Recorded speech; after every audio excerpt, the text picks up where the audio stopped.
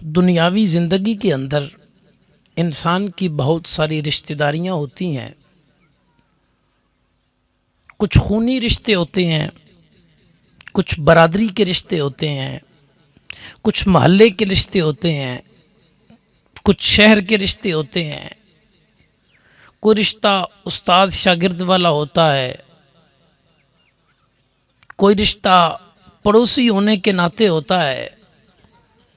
لیکن اگر آپ غور کریں تو یہ جتنے رشتے دنیاوی ہیں نا، یہ داغ مفارقت دے جاتے ہیں.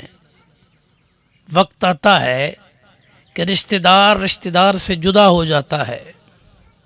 یہ دنیا کی جو برادری ہے، مرتے وقت انسان اس سے جدا ہو جاتا ہے. کل عزیزم مرحوم محمد نذیر صاحب کا جنازہ ہم نے پڑھا. بیٹے تو موجود ہیں لیکن باپ جدا ہو گیا، خاندان والے تو موجود ہیں لیکن موت جدائی ڈالتی ہے. لیکن گرامی قدر حضرات، ایمان کا رشتہ وہ رشتہ ہے، مسلمان کا مسلمان کے ساتھ اسلام والا رشتہ وہ ہے جو دنیا میں بھی بندے کے کام آتا ہے، مرنے کے بعد قبر میں بھی کام آتا ہے. اور اسلام والا رشتہ مومن کے حشر کے دن بھی کام آئے گا. اس رشتے کا فیض جاری رہتا ہے. مرنے کے بعد کیسے کام آتا ہے کہ اگر مرنے والا مسلمان ہو اور پیچھے رہنے والے مسلمان ہوں تو وہ ساری زندگی جہاں اپنے لیے دعائیں کرتے رہتے ہیں، وہاں مرنے والے اپنے مسلمان بھائیوں کے لیے بھی دعائیں کرتے رہتے ہیں. ہندو بھی تو مرتے ہیں نا، ان کے ہاں چتا جلا دی جاتی ہے. ان کے پچھلے ان کے مرنے کے بعد ان کے لیے کیا کرتے ہیں؟ الٹا آگ کے حوالے کرتے ہیں. اور مومن مسلمان مر جائے تو مسلمان کیا کرتے ہیں؟ غسل کروا کے، کفن پہنا کے، جی جنازہ پڑھ کے، دفن کر کے پھر ساری زندگی التجائیں کرتے رہتے ہیں، مالک ہمیں بھی جہنم کی آگ سے بچانا اور ہمارے مسلمان بھائیوں کو بھی جہنم کی آگ سے بچانا. وہ ہندو اپنے مرنے والوں کو آگ کے حوالے کر رہے ہیں اور ادھر مسلمان اپنے مرنے والوں کے لیے دعائیں کر رہے ہیں کہ یا اللہ انہیں آگ سے بچانا. اس کا مطلب یہ ہے کہ کفر والا رشتہ ہو تو وہ جیتے جی، یعنی اپنے جیتے جی اپنے پیاروں کو آگ کے حوالے کرتے ہیں. اور ایمان والا رشتہ ہو، مومن قبر میں بھی لیٹا ہو، پچھلے مسلمان ساری زندگی اس کے لیے رحمتوں اور برکتوں کی دعائیں کرتے رہتے ہیں. تو یہ جو ایمانی رشتہ ہے، اسلامی رشتہ ہے، دینی رشتہ ہے، قرآن سے یوں بیان فرماتا ہے انما المؤمنون اخوہ فاصلحوا بین اخویکم. مومن کا بھائی ہے، پس چاہیے کہ ان کے درمیان صلح کرواؤ. کبھی مندہ چنگا بول بیٹھتا ہے بندہ زندگی کے اندر، تو اب دوسرے مسلمانوں کی شرعی ذمہ داری کیا ہے، اسلامی ذمہ داری کیا ہے کہ وہ دنیا میں جیتے جی مومنوں میں پھوٹ نہ پڑنے دیں. اور اتنا سخت حکم آپ کو شریعت میں کہیں پہ نہیں ملے گا جتنا حکم رشتہ داروں کے متعلق اسلام میں ہے. فرما کسی مسلمان سے 3 دن سے زیادہ قطع تعلق کرنا یہ حرام ہے. 3 دن گزر گئے اور مسلمان بھائی سے آپ کی بول چال بند ہے اور شرعی عذر نہ ہو، شرعی وجہ نہ ہو، تو اب آپ گناہ گار ہونا شروع ہو جائیں گے. آپ کہیں گے حضرت وہ تو بڑا سخت بندہ ہے، مانتا ہی نہیں ہے. تو اسلام کا حکم کیا ہے؟ فرما اس کے دروازے پہ جاؤ، اس کے پاس جاؤ، اسے سلام دو، 1 مرتبہ، 2 مرتبہ، 3 مرتبہ. اب بھی وہ اگر جواب نہیں دیتا، اب تمہارے کاندھوں سے بوجھ اتار دیا جائے گا. تمہاری اب ذمہ داری پوری ہو گئی. کیا ہوا یار، کوئی کسی کے ساتھ ناراض ہو گیا، اسلام پہ کیا فرق پڑتا تھا، معاشرے پہ کیا فرق پڑتا تھا؟ لیکن چونکہ رشتہ اتنا کامل ہے کہ کریم آقا صلی اللہ علیہ وسلم نے فرمایا، مشکات وغیرہ میں حدیث پاک ہے، فرما مومن کی مثال مومن کے لیے ایسے ہے جیسے ایک جسم ہو اور جسم کے کسی حصے میں درد ہو، پورا وجود تکلیف محسوس کرتا ہے. چونکہ یہ جسم کے حصے کی مانند ہے، جو آپ کا بھائی ہے، جو آپ کا بیٹا ہے، جو آپ کا اہل محلہ ہے، جو آپ کا مسلمان ہے. یہاں تک کہ اقبال کہتا ہے اخوت اس کو کہتے ہیں جو بے کانٹا، جو کابل میں تو ہندوستان کا ہر پیر و جواں بےتاب ہو جائے. فلسطینیوں سے خونی رشتہ تو کوئی نہیں ہے، برادری کا رشتہ تو کوئی نہیں ہے، لیکن چیتڑے ان کے بچوں کے اڑ رہے ہیں اور تکلیف آپ کو اور مجھے پہنچ رہی ہے.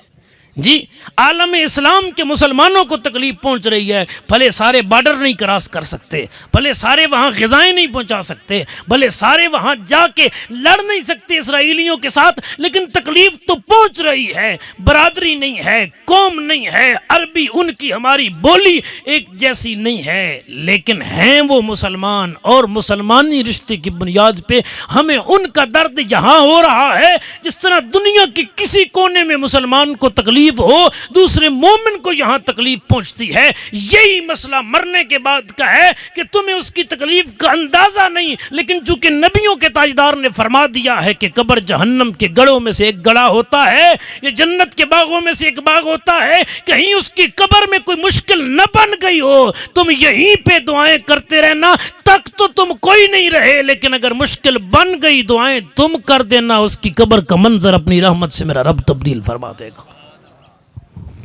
مسلمان کے دکھ درد کو محسوس کرنا یہ اسلام ہے، مسلمان کی تکلیف کو محسوس کرنا یہ اسلام ہے، اور صرف محسوس کرنا اسلام نہیں ہے، پھر اس کا مداوع کرنا اپنی طاقت کے مطابق، اس کی تکلیف کو پہلے محسوس کرنا اور پھر محسوس کرنے کے بعد اس کی تکلیف کو، اس کے ضرر کو دور کرنے کی کوشش کرنا، یہ بھی اسلام کا ایک حصہ ہے۔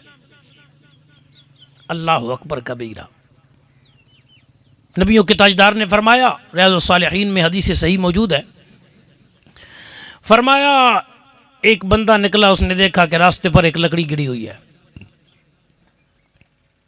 درخت گر گیا، راستہ بند ہو گیا، مخلوق خدا کا۔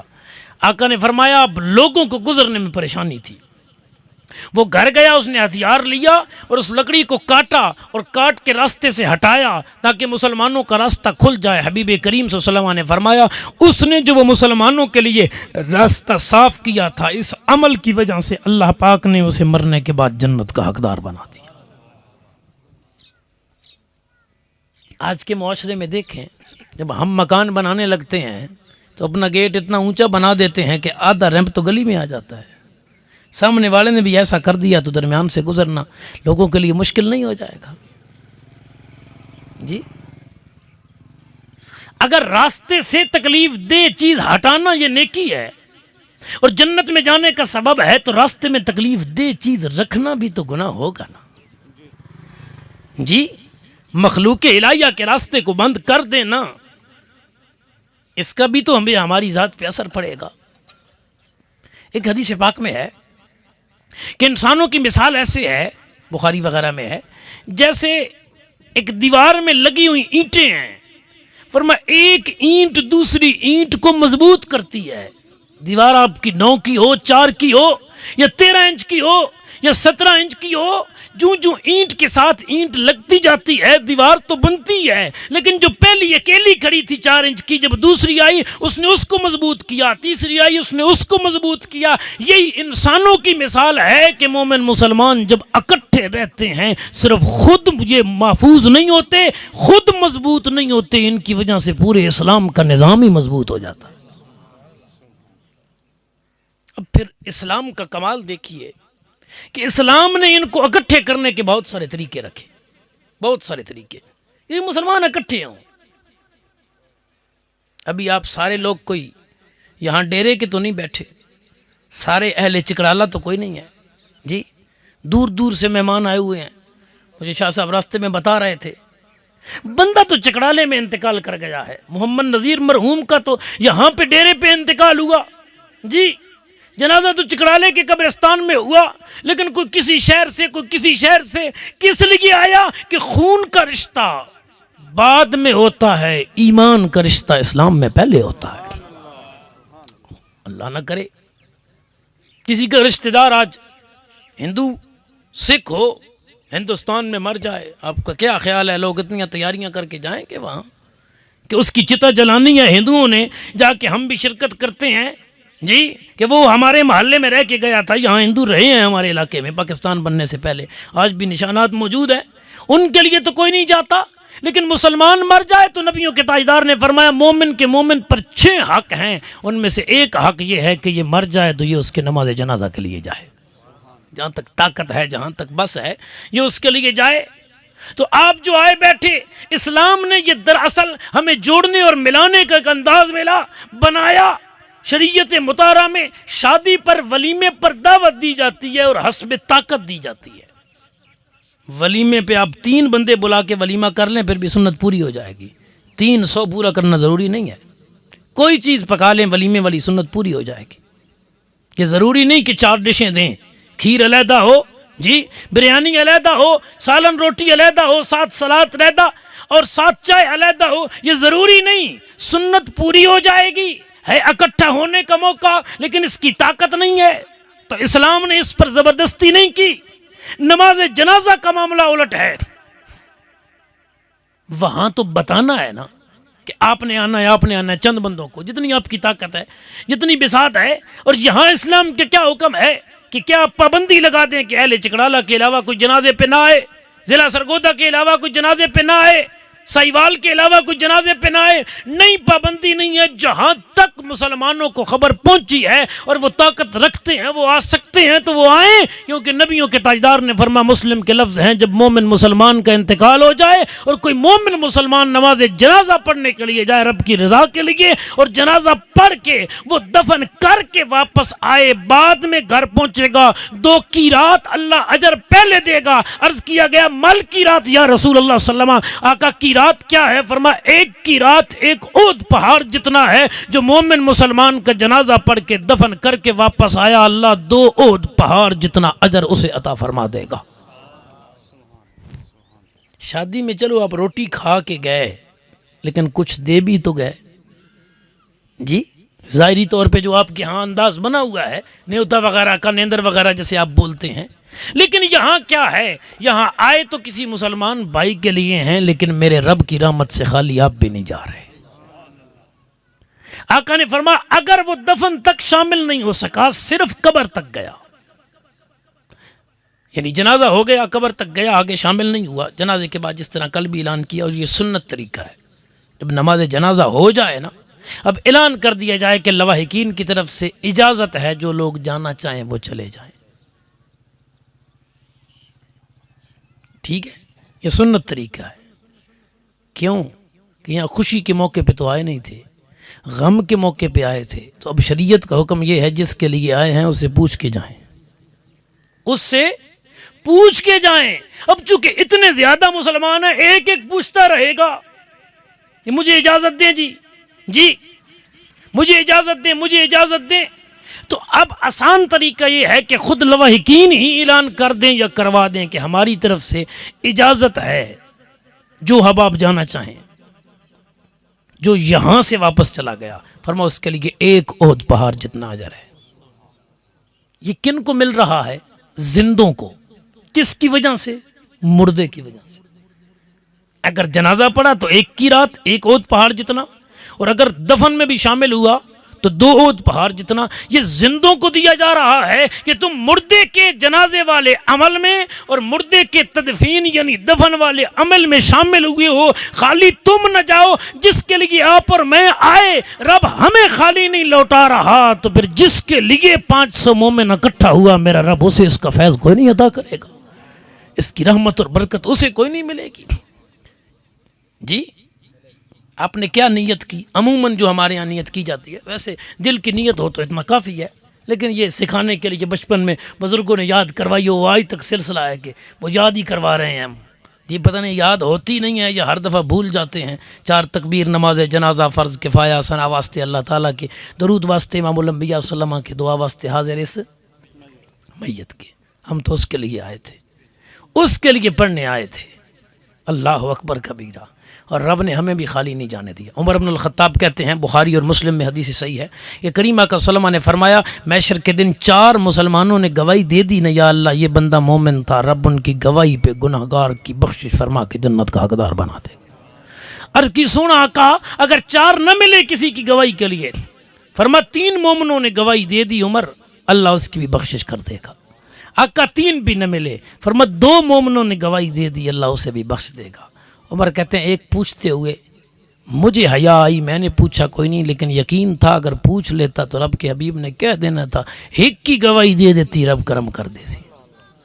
اس کا مطلب ہے مومن مسلمان کے ایمان کے لیے گواہی جس طرح آج جنازے میں کھڑے ہو کہ اللہم اغفر لحینا و میتنا، یا ربنا اغفر لی ولوالدی وللمؤمنین یوم یقوم الحساب، یہ دیگر دعائیں پڑھ کے دے رہے ہیں، اسی طرح محشر کے میدان میں بھی لوگوں کے متعلق لوگوں کی گواہیاں اہل ایمان کے لیے، اہل ایمان کی گواہیاں یہ اللہ کے ہاں اتنی قابل قبول ہوں گی کہ چار بندیاں کہہ دیتا یا اللہ بندہ چنگا آئی، حالانکہ جاندہ تو ہے نا وہ بھائی کیا ہو جائے جی وہ جاندہ، لیکن چار بندے کہہ دیتی یا اللہ چنگا آئی، وہ باویں مندہ بھی آئی نا بندے تو چنگا سمجھیں دے آنا انہاں چنگا آگ دیتا، فرما چاروں کی گواہی پہ میرا رب کرم کر دے گا۔ آقا چار نہ ہوئے تین، فرما تین کی گواہی پہ بھی کرم ہو جائے گا۔ فرمایا آقا نے دو ہوئے تو دو کی گواہی پہ بھی رب کریم کرم کر دے گا۔ اس کا مطلب یہ ہے چونکہ اسلام میں یہ نظام ہی ایسے رکھا گیا کہ مومن مسلمان کی گواہی مومن مسلمان کے کام آنی ہے، اس لیے اسلام نے اس کا ایک طریقہ نماز جنازہ رکھا کہ ملاقات بھی ہو جائے مسلمان بھائیوں سے، ذرا اکٹھے بھی ہو جائیں، اور وہ حدیث یاد رکھیں جو پہلے سنائی کہ اینٹ اینٹ سے ملتی ہے تو مضبوط ہوتی ہے۔ اسلام کی مضبوطی دیکھنا چاہتے ہیں تو مسلمانوں کو اکٹھا دیکھے تمہیں اسلام مضبوط نظر آئے گا، اور جب سے ہم وکھرے وکھرے ہو گئے نا اس وقت سے کمزور ہو گئے، جب سے ہم وکھرے وکھرے ہو گئے اس وقت سے کمزور ہو گئے۔ جب تک اکٹھے تھے نا اس وقت تک طاقت تھی، قوت تھی، بھرم تھا، اور جب ہر بندہ وکھرا وکھرا ہو گیا تو طاقت کمزور ہو گئی۔ کریم آقا صلی اللہ علیہ وآلہ وسلم نے فرمایا، مسلم شریف میں ہے حدیث پاک، فرمایا نیک اعمال کر لو فتنوں کے آنے سے پہلے پہلے، وہ فتنے جو اندھیری رات کی طرح چھا جائیں گے، بندہ صبح کو مومن ہوگا شام تک کافر ہو جائے گا، یا شام کو مومن ہوگا صبح تک کافر ہو جائے گا۔ اور حضور نے اس وقت کی نشانی بیان کی جو میرے موضوع کے متعلق ہے، جس لیے میں یہ حدیث پڑھ رہا ہوں۔ فرما اس وقت بندے تھوڑی سی دنیا کی چیز کی خاطر اپنے ایمان کو بیچ دیں گے، تھوڑی سی دنیا ہوگی بس، ایمان بک جائے گا۔ میں ایک دکاندار کے پاس بیٹھا تھا تو ایک گاہک آیا، کپڑے کی دکان تھی، سوٹ دکھایا، پسند کیا، کتنی قیمت؟ اس نے کہا 1800 روپے۔ اس نے کہا 1300 لے لو۔ اس نے کہا اللہ کی قسم یہ تو میری خرید ہی نہیں ہے، یہ تو میری خرید ہی نہیں ہے۔ اس نے کہا میں نے لینا ہی نہیں ہے۔ تھوڑی دیر کے بعد اس نے اسی کو وہی سوٹ 1100 کا بیچا۔ اب وہ 1300 سے ہی منکر ہو گیا نا، جس نے پہلے 1300 لگایا تو میں نے لینا ہی نہیں ہے۔ نہیں لے لے۔ اس نے کہا نہیں مجھے اب 13 میں بھی وارہ نہیں ہے۔ جی جو کہہ رہا تھا کہ رب کی عزت کی قسم، رب کی قسم 1300 میری خرید ہی نہیں ہے، وہ 11 میں دیتا، کیا ضرورت تھی قسم اٹھانے کی؟ ویسے کہہ دیتا یار ہمارے بھی بال بچے ہیں۔ جب شریعت نے حد نہیں مقرر کی نفع کی، اسلام میں حد مقرر نہیں ہے نفع کی کہ آپ کی چیز ہے 100 روپے کی، آپ 10 روپے اوپر لے سکتے ہیں، 11 نہیں لے سکتے، 12 اسلام میں نہیں ہے۔ صحابہ کے بار نے کہا تھا جب فتح مکہ ہوا اسلام عروج پر تھا، عرض کی سونا بھاؤ مقرر کر دیں، فرما بھاؤ مقرر کرنا میرے رب کا کام ہے۔ حضور دیکھ رہے تھے قیامت تک کے احوال۔ جی ایک غریب کی دکان ہے، وہ پکوڑے سموسے لگا کے بیٹھا ہے، اور اس نے آدھا کلو آلو کی چپس بنائی ہے، اس نے وہی بیچ کے شام کو بچے کا اور اپنے گھر والوں کا کھانا پینا بنانا ہے، تو وہ 50 روپے کلو بیچے یا 150 کلو بیچے، اس کا نظام جو اسی پہ چل رہا ہے۔ تو اگر حضور مقرر کر دیتے نفع کی حد تو پھر ایسے غریبوں کی دکانیں چلنی مشکل تھی۔ مصطفیٰ صرف امیروں کے نہیں نبی بن کے آئے، وہ کائنات کے غریبوں کے بھی نبی بن کے آئے۔ فرمان بھاؤ مقرر کرنے والا اللہ ہے، اور اس نے مقرر نہیں کیا تو اس کے رسول نے بھی مقرر نہیں کیا۔ اسلام میں بھاؤ مقرر نہیں ہے، بھاؤ سے مراد نفع، یعنی کسی چیز کے حد مقرر کی جائے۔ اس کی وجہ یہ ہے، اس کی حکمت یہ ہے کہ کبھی کبھی حالات ایسے ہوتے ہیں، مثلا ایک دکاندار ہے، اس کی دکان پہ امیر گاہک آیا، وہ لاکھوں اڑانے والا ہے، اس کو مہنگا بیچ دے جائز ہے۔ ایک غریب آ گیا، اس کو سستا بیچ دے، اس کے لیے جائز ہے۔ غریب سے کم منافع لے لے، امیر سے زیادہ لے لے، اپنا کام بھی پورا کر لے، غریب کا بھلا بھی ہو جائے۔ پرسوں ایک دکاندار مجھے بتا رہا تھا کہ میرے محلے میں 5 گھر غریب ہیں، میں نے قسم اٹھائی ہوئی ہے کہ میں جتنے ریٹ پہ چیز لے کے آؤں گا اتنے ریٹ پہ نہیں دوں گا، ان سے ایک 54 بھی ایک 58 بھی میں اوپر نہیں لوں گا۔ اور دوسری طرف کچھ تکڑے لوگ ہیں، لاکھوں روپے کا سودا مجھ سے لیتے ہیں ماہانہ، ان کو استاد جی میں ذرا تھوڑا سا مہنگا دے دیتا ہوں روٹین سے۔ تو میں نے کہا شرعاً کوئی کباہت نہیں ہے جی، بلکہ یہ ادھر کا کھاتا ادھر ہو جائے گا۔ تو اسلام نے اس کو مقرر نہیں رکھا کہ یہ حد ہے، باہر کیف بات دور نہ نکل جائے۔ گرامی قدر حضرات میں عرض کر رہا تھا، اسلام نے ہمیں ملانے کا نظام رکھا، اس کا ایک طریقہ نماز جنازہ ہے۔ علاقے کے لوگ آئیں، محلے کے لوگ آئیں، شہر کے لوگ آئیں، برادری کے لوگ آئیں، غیر برادری کے لوگ آئیں، مسلمان آئیں اور کسی مسلمان کے لیے آئیں۔ اللہ اکبر۔ صحابہ کے بار فرماتے ہیں، آقا نے فرمایا 40 مومن اکٹھے ہو جائیں، مسلم شریف میں ہے یہ حدیث پاک بھی، 40 مومن اکٹھے ہو جائیں نا کسی کے جنازے میں، تو اللہ ان کی شفاعت مرنے والے کے حق میں قبول کر لیتا ہے۔ عرض کی سونا 40 نہ ہوئے تو پھر فرمایا جس کے جنازے میں 3 صفیں ہو گئیں۔ صحابہ کہتے ہیں اب ہم نے یہ طریقہ بنایا ہوا تھا کہ ہم نے 3 صفیں پوری کرنی ہوتی، فرمایا کبھی 7 بندے ہوتے ہیں نا، ہم 7 بندے کل جنازہ پڑھنے والے، تو چونکہ 3 صفوں والے کے لیے شفاعت ہو جاتی ہے، حدیث میں ہمیں نوید سنائی گئی، بشارت سنائی گئی، فرمایا ہم پھر یوں کرتے کہ ایک کو امام بناتے اور پہلی صف میں 3 کھڑے کر دیتے، 3 اور امام صاحب 4 ہو گئے، دوسری صف میں 2 بندے کھڑے کر دیتے، 4 اور 2 6 ہو گئے، اور تیسری صف میں 1 کو کھڑے کر دیتے کہ چلو بھلے بندے 7 تھے، ایک امام بن گیا، 6 کی 3 صفیں ہم بنا دیں، کہ خدا جانے، مصطفیٰ جانے اور اس کی بخشش جانے۔ جو آپ کی میری ذمہ داری ہے ہم وہ پوری کریں۔ ہماری ذمہ داری یہ ہے کوئی مسلمان مر جائے، جہاں تک ہو سکے اس کے نماز جنازہ کے لیے جائیں، اس کے لیے دعا کے معاملات کریں۔ ہمیں اس کا مکلف نہیں بنایا گیا کہ ہم نے یہاں سے اٹھنا تب ہے جب بخشش ہو جائے کسی کی، ہم نے یہاں سے جانا تب ہے جب بخشش ہو جائے کسی کی۔ ہمیں مکلف اس کا بنایا گیا ہے کہ مسلمان مر جائے تو تو نے اس کے ایمان کی گواہی دینی ہے، اس کی ایک صورت نماز جنازہ ہے۔ اور پھر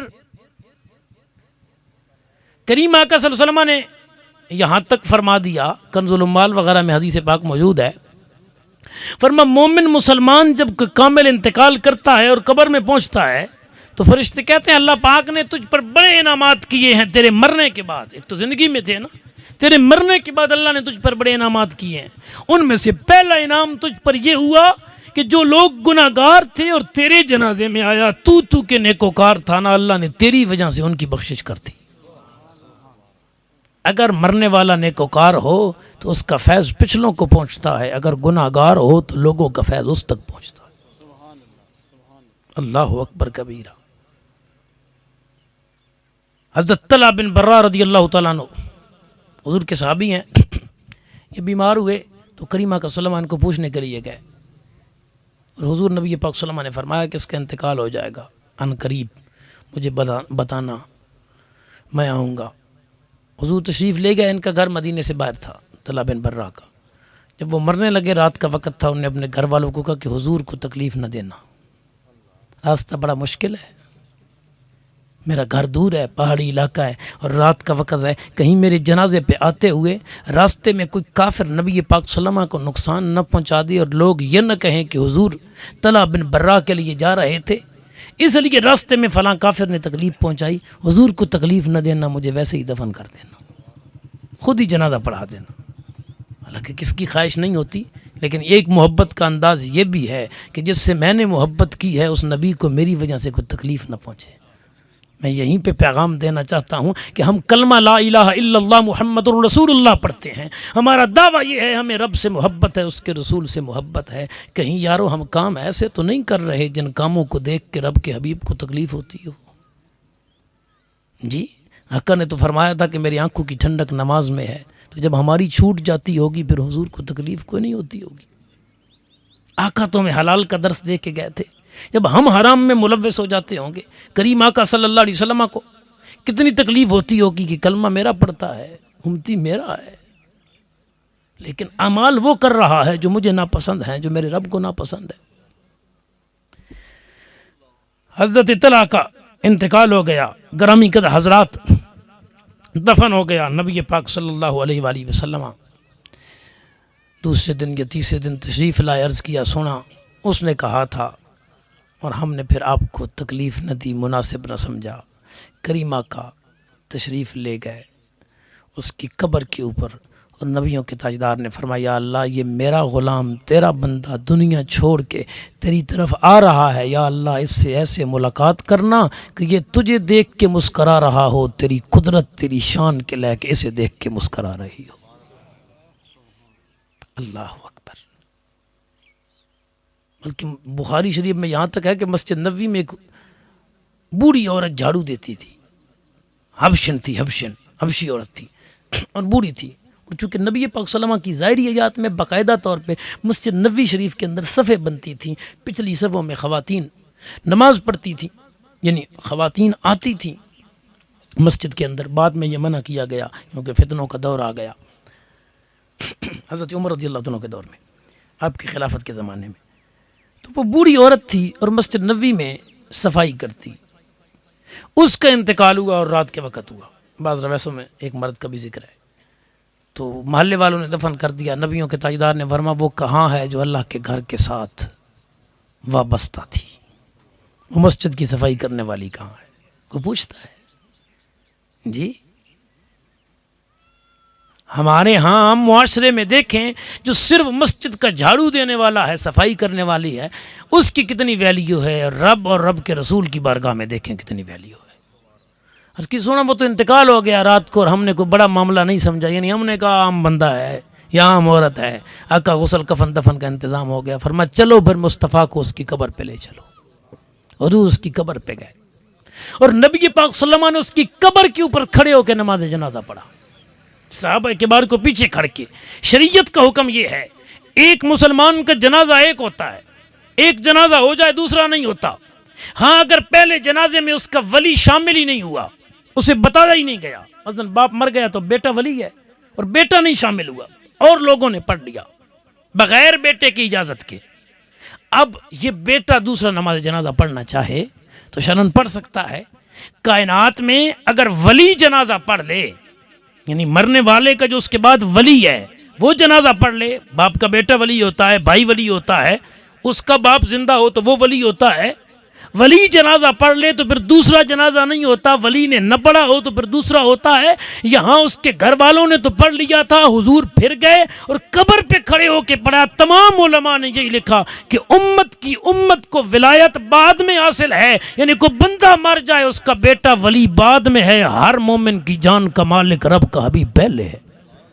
حضور چونکہ ولی تھے اور نبی پاک صلی اللہ علیہ وسلم نے کوئی نہیں پڑھا تھا تو حضور نے پڑھا۔ اور دوسرا یہ ہے کہ کبھی کبھی کوئی مسلمان کسی غیر ملک میں مرا، ایسے علاقے میں مرا جہاں کافر ہی کافر تھے اور انہوں نے دفن کر دیا، اس کا پڑھا ہی نہیں کیا، تو جب تک قبر کی ظاہری حالت صحیح سلامت ہے تو 3 دن تک قبر کے اوپر بھی کھڑے ہو کے نماز جنازہ پڑھی جا سکتی ہے، کیونکہ 3 دن تک وجود اسی حالت اور کیفیت میں رہتا ہے کہ اس کے اندر تغیر اور تبدل نہیں آتا۔ کہا 3 دن تک قبر کے اوپر بھی کسی مومن کی نماز جنازہ اگر پہلے نہیں پڑھی گئی یا پڑھا دی گئی، بعد میں پتہ چلا کہ امام نے کہا میرے تو کپڑے ہی ناپاک تھے یا مجھ پہ غسل فرض تھا مجھے پتہ نہیں چلا، جی بے وضو پڑھا دیا گیا یا کسی اور وجہ سے شرعاً ادا ہی نہیں ہوا، تو اب بعد میں اس کی نماز جنازہ کا اعادہ کرنا ہے تو 3 دن تک۔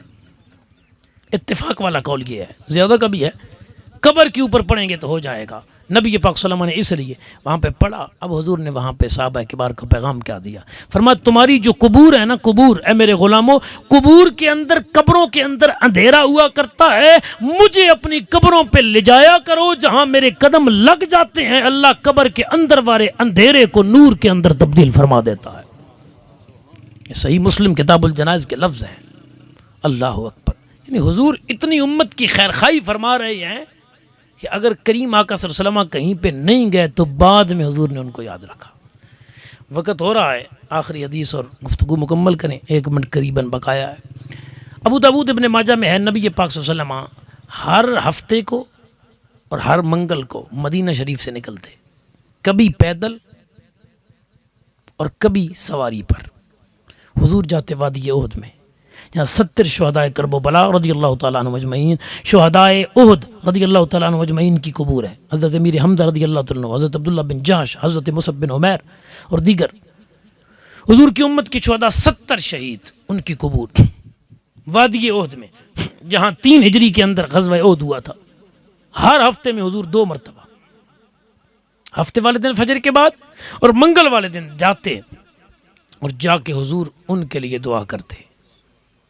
اور شہید وہ ہے جس کے خون کا قطرہ پہلا زمین پہ بعد میں آتا ہے، اللہ کے ہاں قبول پہلے ہو جاتا ہے، یعنی اس کی بخشش ہو جاتی ہے۔ اور یہ تو وہ شہید تھے جو حضور کے ساتھ لڑتے ہوئے شہید ہوئے، تو گناہ تو ہے کوئی نہ، پھر ان کی قبروں پہ جانے کا مطلب کیا ٹھہرا؟ اور جا بھی نبیوں کے تاجدار رہے ہیں۔ رسول اللہ صلی اللہ علیہ وسلم کے کتنے عمل ضروری تھے اپنی زندگی میں؟ جہاد کا معاملہ حضور نے دیکھنا، صحابہ کے اعمال کا معاملہ حضور نے دیکھنا، خاندان والوں کے معاملات حضور نے دیکھنے۔ اس وقت اسلام پھیل چکا تھا، عالمی لیول کے مسلمانوں کے معاملات حضور نے دیکھنے، دیگر ممالک کے کافر بادشاہوں کو خطوط لکھوانے، اسلام کا اتنا نظام دیکھنا۔ وہاں ہفتے میں 2 دن، اور احد شریف کی وادی مدینے میں ہے ہی نہیں، کم از کم آج کے دور میں بھی 3 کلومیٹر کی دوری پہ ہے، اور کبھی پیدل حضور چل کے جاتے تھا، مطلب ہے آدھا گھنٹہ پونا گھنٹہ آن جان دا۔ سواری پہ بھی جاتے، وہاں حضور ٹھہرتے، دعا کرتے اور پھر واپس تشریف لے آتے۔ تو وہ لوگ جو ہیں ہی جنتی، وہ لوگ جن کی نص ہے، جن کے متعلق قرآن کی نص ہے وَلَا تَحْسَبَنَّ الَّذِينَ قُتِلُوا فِي سَبِيلِ اللَّهِ أَمْوَاتًا بَلْ أَحْيَاءٌ عِندَ رَبِّهِمْ يُرْزَقُونَ فَرِحِينَ بِمَا آتَاهُمُ اللَّهُ مِنْ فَضْلِهِ، کہ ان کے متعلق گمان بھی نہ کرو جو اللہ کے راستے میں مارے گئے کہ وہ مردہ ہیں، بلکہ وہ اپنے رب کے ہاں زندہ ہیں، انہیں رزق دیا جاتا ہے، اور جو رب اپنے فضل سے انہیں دے رہا ہے اس پہ وہ خوشیاں منا رہے ہیں۔